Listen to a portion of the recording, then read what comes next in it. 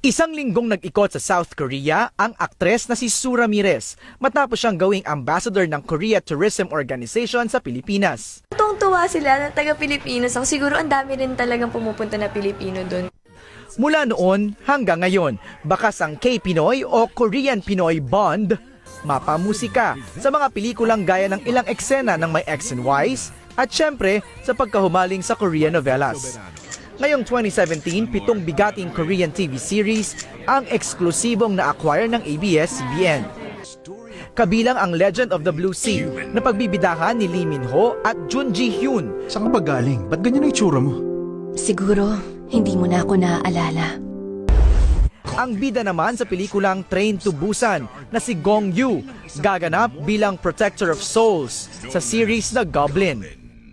Kwento ng mga gwapong tagapagtanggol ng kaharian ang series na Hwarang. Ang coming-of-age sports drama na heavy gut sa kilig sa Weightlifting Fairy. Kasama rin sa listahan ng acquired series ang W at Doctors. Hello kapamilya! Ako si Prinsipe Leong. At ako si Hong Raon.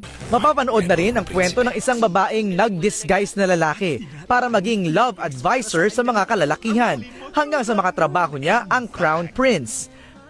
Bida sina Park Bo-gum at Kim Yoo-jung sa Love in the Moonlight na e-ere sa Primetime Bida simula March 6. MJ Felipe, ABS-CBN News.